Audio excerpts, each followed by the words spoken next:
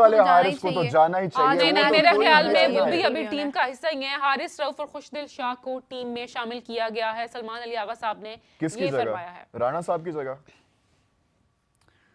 सुफियान मुकीम जो है वो आउट किए गए हैं, उनकी जगह खुशदिल आ गए। और राणा साहब भी मुमकिन है कि उन्हें भी आउट किया गया। राणा साहब की जगह आए हैं कौन? हारिस रऊफ। और आई सपोर्ट दिस। और दूसरा नाम मैंने लिया था सुफियान मुकीम साहब का, उनकी जगह खुशदिल शाह आए होंगे। देखते हैं कि Khushdil Shah can be good.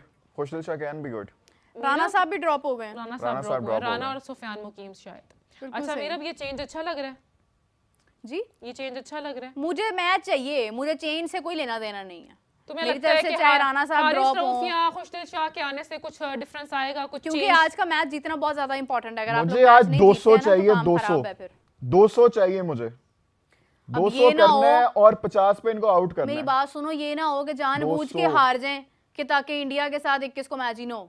नहीं नहीं नहीं नहीं ये नहीं हो सकता मीरब, आप इतने ऐसी बात करो। अच्छा गजाल भी ना, लाके दें आप मीरब को। गजाल का एकदम ना रंग पीला हो गया था ये सुन के। लेकर आए मीरब के लिए, उसके दिमाग में ना अपॉलॉजी लेटर चढ़ गया। वो तो कभी भी नहीं आएगा सामने नहीं आएगा, लेकिन खबरों में तो आ रहा है। क्या किया यार पीसीबी, ये कभी प्रेस कॉन्फ्रेंस करो जल्दी से। आप प्रेस कॉन्फ्रेंस करो, मुझे जवाब चाहिए। मुफादात के प्रेस कॉन्फ्रेंस का काम है। एक ही लाइन है ना इनकी। For the best national interest we have made this decision. पहले हमने आपको गोली करानी थी, वो हमने आपको दी, प्यारी सी टॉफी हमने आपको दी, बड़े बड़े बयान दिए हमने आपको, फिर आईसीसी ने हमें गोली दी, फिर हमने आपको गोली वापस की और हमने कहा देखिए सबसे ज्यादा गोली तो मिली है गजाल मुल्क के लिए। हमने ये किया है क्योंकि गजाल कुछ मीरब जैसे अली भाई को बुलाओ, मैं कहती हूँ अली भाई को बुलाओ, जो सुबह मेरे पे हंस रहे थे ना जब मैं ये सब बातें करती, वो कहते हैं हो रहा है, उनको बुलाओ जरा, क्योंकि बहुत उन्होंने मेरे पे हंसे हैं। कुंदन कुमार कह रहे हैं कि मीरब एंड राबिया जी जरा मैच रेफरी का नाम तो बताओ। Andy Pycroft. हम कब से रो रहे हैं, आप सुन नहीं रहे थे हमें? वो चेजा ले रहे हैं, सार्कास्टिक हो रहे हैं वो। अच्छा, he is trying to being sarcastic. ये गूगल पागल क्यों हो गया? स्क्वाड में साइम अयूब को क्यों कैप्टन रखा हुआ है इसने? कोई बात नहीं, कहने दो। अगर सलमान अली आगा नहीं है तो फिर साइम अयूब कैप्टनसी कर रहा होगा। साइम अयूब, साहिबजादा फरहान, मोहम्मद हारिस, फखर जमान, सलमान अली आगा, खुशदिल शाह, हसन नवाज, मोहम्मद नवाज, शाहीन अफरीदी, अबरार और हारिस रऊफ।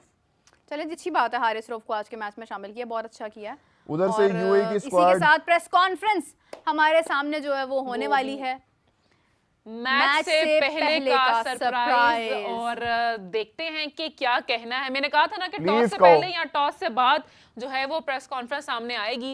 लेट्स सी कि क्या मुशावरत हुई थी। भाई रमीज राजा साहब थे, नजम सेठी साहब थे बीच में। हमने तो ये प्लान नहीं किया था कि प्रेस कॉन्फ्रेंस हम यहाँ पर दिखाएंगे। अभी शायद स्टार्ट हुई है तो हम अपडेट लेते हैं कि क्या हम प्रेस कॉन्फ्रेंस जो है वो लाइव दिखाएंगे या नहीं दिखाएंगे।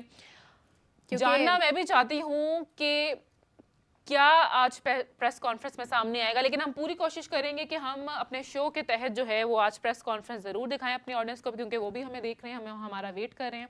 बिल्कुल ऐसे ही है, क्योंकि प्रेस कॉन्फ्रेंस अब होगी तो पता चलेगा कि अब गजाल को नया झटका कौन सा मिलने वाला है।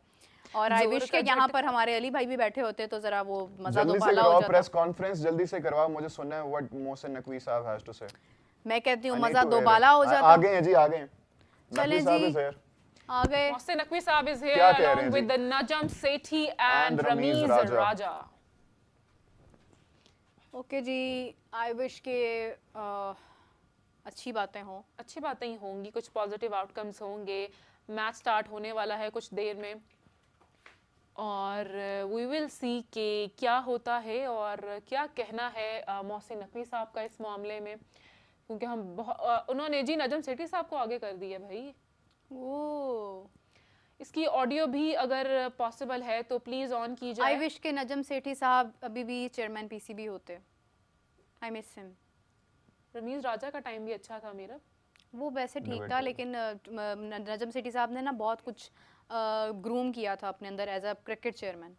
अच्छा जी, अब प्रेस कॉन्फ्रेंस जो है हम अपने नाजरीन को लाइव दिखाने जा रहे हैं। Please be with us, possible है तो प्लीज ऑन कीजिए। आई विश के नजम सेठी साहब अभी भी चेयरमैन पीसीबी होते। अप्रिशिएट करेंगे और आप देख ही रहे हैं जी रमीज राजा का टाइम भी अच्छा था मेरा, वो वैसे ठीक था, लेकिन रजब खैर शेख ये है साहब कि ने हम ना लोग बहुत अभी कुछ, ट्राई कर रहे हैं ग्रूम किया था अपने अंदर एज अ रमीज राजा साहब सामने आए हैं। अच्छा जी, अब प्रेस कॉन्फ्रेंस जो है हम अपने नाज़रीन को लाइव दिखाने जा रहे हैं, please be with us, possible है तो प्लीज ऑन कीजिए। इमोशंस सेठी साहब अभी भी चेयरमैन बीसीबी होते हैं और मुझे खुशी ये है कि एक जज्बाती फैसला उस तरह से नहीं किया जिससे कि क्रिकेट जो है वो डैमेज होती है। ये बड़ा इंपॉर्टेंट था क्योंकि मैं हमेशा इस चीज़ पे बिलीव करता हूँ, जो मैंने मोहसिन साहब से भी कहा है कि ये जो जितनी भी आपकी अब टॉकिंग है ना, वो आपको क्रिकेट टीम ने करनी है। ये क्रिकेट टीम ने जो है ना आगे लेके जानी है इस कहानी को, और जो भी फ्रस्ट्रेशन है और जो जज्बात जितने भी मजरू हुए हैं वो आप फील्ड में बताएं सबको कि हम कितनी ग्रेट क्रिकेट नेशन है। सो अच्छी बात ये है कि क्योंकि मुझे जो सबसे ज़्यादा फ्रस्ट्रेशन थी वो ये थी कि जो पोस्ट मैच प्रेजेंटेशन में जो बात की गई है, वो जो एडिटोरियल है वो उसके कौन उसको हमने मुर्द इल्ज़ाम ठहराना है, क्योंकि वो था क्रिटिकल पॉइंट। और अगर अपॉलॉजी आई है जो कि आ गई है, जो कि बहुत अच्छी बात है, क्योंकि रियलाइजेशन हुई है कि क्रिकेट रहनी चाहिए। ये पॉलिटिकल प्लेटफॉर्म बन जाएगा तो फिर यहाँ पे कोई एंड नहीं होने वाला है। सो अच्छी बात यह है कि, और मैं समझता हूँ जैसे मोहसिन साहब ने कहा कि इंक्वायरी होगी, आगे बात चलेगी और पता चलेगा कि ये ऐसी दोबारा चीज़ ना हो। सो बहुत अच्छी बात है, और मेरी उम्मीद यही है कि अब क्रिकेट के ऊपर सबकी तवज्जो और हमारी टीम जो है उसको बैक करें और हम फलते फूलते रहें।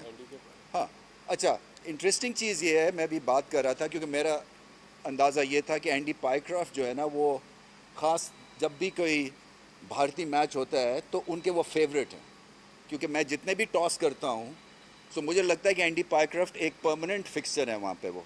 सो अभी हम स्टेटिस्टिकल बात कर रहे थे, 90 दफ़ा रेफरी रहे हैं वो, 90 टाइम्स इंडिया के मैच में वो मैच रेफरी रहे हैं। सो ये जो है ना, मेरे लिए ये एक बहुत ही एक ब्लेटेंट किस्म की चीज़ है, क्योंकि मुझे ये आइडिया था कि बहुत दफ़ा रहे हैं, बट ये तो बहुत ही ज़्यादा वन साइडेड मुझे चीज़ लगती है, और ये चीज़ ऐसी नहीं आनी चाहिए सामने, क्योंकि ये एक न्यूट्रल प्लेटफॉर्म है।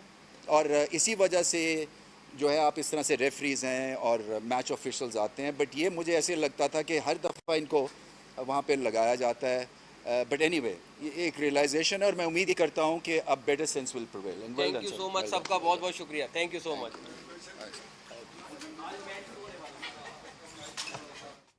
चले जी, कॉन्ग्रेचुलेशंस। इतनी मर्तबा एक चेयरमैन अगर एक इतनी दफ़ा अगर एक मैच रेफरी का रोल प्ले कर चुका है मैचेस में, तो it's something very very big, क्योंकि उन्हें बहुत ज़्यादा चांसेस दिए गए हैं, और जैसा भी रमीज़ राजा साहब ने कहा है कि may be he is someone who is favourite enough, कि मतलब he is coming again and एक बड़ी उनकी, बल्कि सबसे बड़ी बात तो ये है कि इतने प्रोफेशनल हैं कि उन्होंने इतने सारे मैचेस के अंदर वो मैच रेफरी बन चुके हैं, तो उन्हें तो बहुत प्रोफेशनल होना चाहिए। How can he do such a mistake? वो सब छोड़ें, मैं फिर से वही वाली लाइनें, वही वाली स्टेटमेंट्स। मैं बहुत खुश हूँ जी कि फिर से हमने जज्बात से फैसला नहीं लिया, हमने क्रिकेट के लिए फैसला लिया, हमने मुल्क के लिए फैसला लिया। ये जो एंडी पाइक्रॉफ्ट हैं वो इंडिया के फेवरेट हैं। इंडियन मैचेस जिसमें इंडिया के लिए एज अ रेफरी वो काम कर चुके हैं इंडियन मैचेस में, वो तो बात अपनी जगह बिल्कुल ठीक है। अभी क्योंकि it was all pre planned. अब आप जितनी मर्जी बहस कर लें, आप जितनी मर्जी बातें कर लें, इसका कोई मेरे ख्याल में एक डिफरेंट स्टांस नहीं हो सकता है। माफीनामा आ गया है, तारीख में पहली दफा ऐसा हुआ है कि 3 जो हैं वो एक्स चेयरमैन जो हैं वो सामने आए हैं एक साथ, और उन्होंने उस चीज़ को नरेट किया है, कॉन्फ्रेंस की है, और बताया लोगों को कि we are still watching and we are still here. और इसी के साथ हमें ज्वाइन किया है उमर साहब ने। उमर कैसे हैं आप? अल्लाह का शुक्र है जी, आपसे नहीं कैसे? माजरत के साथ उमर, आपको ये पॉलिटिकल बातें बहुत बुरी लगती हैं, लेकिन आज दिन ही ऐसा है कि हमारे दिन का आगाज ही इन सारी बातों से हुआ है, तो we are very sad about it. लेकिन ये है कि मेरा वही स्टैंड है, अपॉलॉजी लेटर की तरह मुझे देखना है। फर्स्ट ऑफ ऑल एक्नॉलेज आपने किया है ये कि पॉलिटिकल बातें करना मुझे नहीं पसंद, तो इसके मैं अप्रिशिएट करता हूँ, लेकिन क्योंकि सिचुएशन ऐसी हो गई है तो हम कुछ कह नहीं सकते कि हम क्रिकेट की तो बात करेंगे ओबियसली, लेकिन जो चीज़ें हुई है, पहली बात है कि वो होनी नहीं चाहिए थी। अब मसला ये है कि मैं कल कमेंट्स पढ़ रहा था कि ये बात की गई कि मतलब जो है ना अपहोल्ड स्पिरिट की मैंने बात की कि पाकिस्तान क्रिकेट हमेशा स्पिरिट को अपहोल्ड करती है, तो उस पर एक हमारे व्यूअर है उन्होंने बात पकड़ ली कि क्या बात कर रहा है। हालांकि ठीक है, कुछ पाकिस्तान के लैप्सेस रहे, जैसे स्पॉट फिक्सिंग वगैरह रही है। अगर मैं और इंडिया की भी बात करूँ या किसी और टीम की भी बात करूँ तो वो फिर काफ़ी लंबी एक किताब है, मतलब 500-600 सफ़ों पे मुश्तमिल हो जाएगी। तो जैसे IPL में हुआ, टीम्स बैन हुई, वो एक सेपरेट चीज़ है यहाँ पे। मैं क्योंकि आपको पता ही है इतने अरसे से हम कर रहे हैं, शोज़ कर रहे हैं और कभी मैंने बात की नहीं है। हाँ। लेकिन अब आप ये देखें, बात सिंपल सी थी। मैं समझता हूँ पाकिस्तान अगर चाहता ना, एक चीज़ पाकिस्तान कर सकता था वो बेटर, वो ये थी कि प्रेजेंटेशन में आपका कप्तान अगर आता, सलमान अली आगा खुद आते और तब ये बात हाईलाइट करते, बिहेवियर हाईलाइट करते ना, तो ग्लोबल अटेंशन मिलती। सही कहा है उमर तो वो पाकिस्तान की वाह भी हो जाती उस पर। लेकिन ये एक चीज़ थी। लेकिन अदरवाइज जो मोहसिन रजा नकवी साहब की अगर हम बात करें तो ये एक अच्छी टेम्पलेट सेट कर रहे हैं कि जैसे आपने बात की कि तमाम चेयरमैन जो फॉर्मर चेयरमैन। अच्छा, सबसे अच्छी बात तो उमर ये थी, छोड़ें सारी बातों को, जो भी हुआ सो हुआ, हम अब क्या करें, हमारी मर्जी के फैसले नहीं होते हैं यहाँ पर। लेकिन सारे चेयरमैन को इकट्ठे देख के मुझे बड़ा मजा आया। मुझे कौन कौन सा एरा याद आ फाइनल में भी जो है बुलाए गए थे, आपको याद होगा। हाँ। आए थे सारे ड्रेसिंग रूम में बैठे थे। मुझे यकीन माने, मुझे रमीज राजा दौर भी याद आया, मुझे नजम सेठी साहब का दौर भी याद आया, जका अशरफ साहब वाला दौर नहीं याद आया, अच्छा हुआ नहीं है। अभी मोहसिन नकवी साहब वाला दौर मतलब चल रहा है। सो कितना अच्छा लगता है ना कि व्हेन यू सी कि हमारा क्रिकेट का वो वाला टाइम। कल लिटरली मैं मैच देख रही थी हमारा 152-0 वाला, क्योंकि उसकी हाइलाइट्स ऐसे ही सामने आ गई तो मैंने देखी। तो मैंने सोचा कि क्या हो गया हमारी टीम को, आज UAE का मैच है और हम परेशान बैठे हैं कि पता नहीं मैच में क्या होगा। खैर, टीम में तब्दीलियां हुई हैं, कैसा लग रहा है आपको? टीम में वैसे आप एक बार बता देती है, क्योंकि हारिस रऊफ को ऐड किया गया है। हारिस रऊफ आए हैं राणा साहब की जगह और खुशदिल शाह आए हैं सुफियान मुकीम की जगह। अच्छा, सुफियान मुकीम यारी आप एक पार्ट टाइमर के साथ चले गए हैं। खुशदिल शाह क्योंकि इनसे काफ़ी एक्सपेक्टेशंस थी माजी में भी, और अभी तक वो उस ग्लोबल लेवल पे उस स्टेज तक नहीं जा पाए जैसे एक्सपेक्ट किया जा रहा था। लेकिन अभी रिसेंट टाइम्स में डोमेस्टिक में तो परफॉर्म किया है इन्होंने, तो अभी इन पे काफ़ी निगाहें होगी कि अगर ये चल गए, क्योंकि मिडिल ऑर्डर में आएगा मोर लाइकली, और अगर ये आज कुछ परफॉर्म कर देते हैं तो इंडिया के खिलाफ जो हाई ऑक्टेन क्लैश होगा उसमें। अच्छा उमर, आपके पास स्टैट्स बड़े ज़्यादा होते हैं। अभी रमीज राजा साहब ने भी एक स्टैट हमारे सामने रखा कि लगभग 90 मैचेस में इंडिया के ये एंडी पायक्राफ्ट साहब जो हैं ये ऑफिशिएट कर चुके हैं, उनको सुपरवाइज कर चुके हैं। ऐसे कोई हैं आपके पास मजीद एंडी पायक्राफ्ट के स्टार्ट्स? आपको कोई दौर याद है ऐसा? कोई ऐसी चीजें जो हमें बताती हैं किस तरह से ये इंडिया के बड़े फेवरेट हैं? देखिए, एक बात तो तय है कि काफ़ी ऐसे डिसीजंस हुए हैं इस पे, क्योंकि अब ये डिबेट ऐसी है कि चलती रहनी है, तो इस पे मैं और वर्क करूँगा। लेकिन डेफिनेटली इंडिया के फेवरेट रहे हैं और 90 जैसे हुए हैं। तो अब जितने भी होम मैचेस होते थे उसमें ये काफ़ी ज़्यादा फीचर करते थे इंडिया के, तो यहाँ से रिफ्लेक्ट करता है, क्योंकि आपके पास एक चॉइस होती है कि आप किसे करें। और हाँ, उन्होंने ऑफिशिएट किया काफ़ी मैचेस इंडिया के।